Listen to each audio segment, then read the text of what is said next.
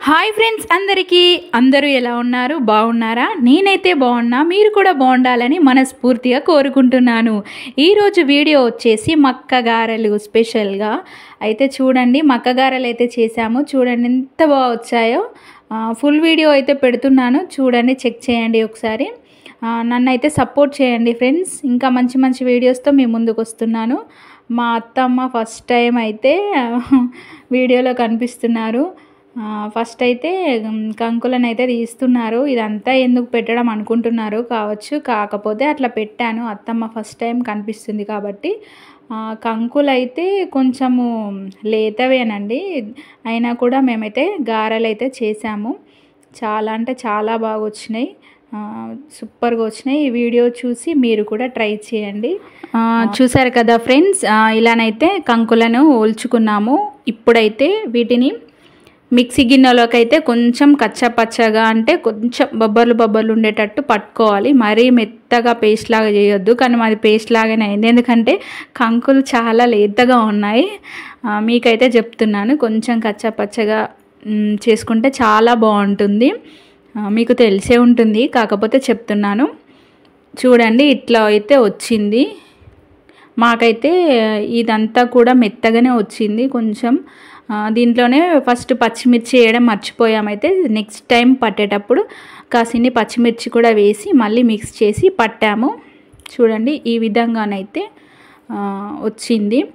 ఇప్పుడు ప్రాసెస్లోకి వెళ్ళిపోదాం. ఇప్పుడైతే ఈ మిశ్రమంలో కొంచెము జీలకర్ర వేసుకోవాలి, పచ్చి జీలకర్ర. అదేవిధంగా టేస్ట్కి సరిపడా సాల్ట్, ఇంకో టేస్ట్కి సరిపడా కారపొడి కూడా వేసుకోవాలి. ఎందుకంటే మనము పచ్చిమిర్చి కూడా యాడ్ చేసాము, చూసి వేసుకోండి. అలాగే కొత్తిమీర కరివేపాకు కూడా వేసుకోవాలి. చూసారు కదా, వీడియోలో చూపిస్తున్నట్టు చేసుకోండి. చాలా అంటే చాలా బాగుంటాయి. నాకైతే చాలా ఇష్టం. మంచిగా మిక్స్ అయ్యేలాగా కలుపుకోవాలి.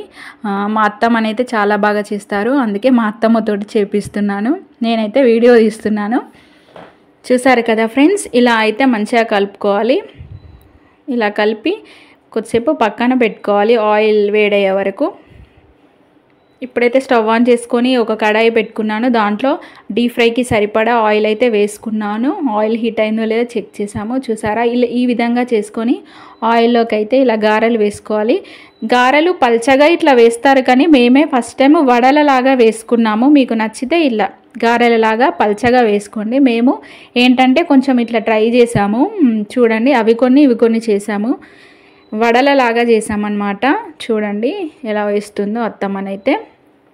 చాలా టేస్టీగా ఉంటాయండి, నాకైతే చాలా ఇష్టము. మీరు కూడా ఖచ్చితంగా ట్రై చేయండి. ఇట్లానైతే డీప్ ఫ్రై చేసుకోవాలి. చూస్తున్నారు కదా, వీడియోలో చూపిస్తున్నట్టు చేయండి, చాలా బాగుంటాయి. ఓకేనా ఫ్రెండ్స్?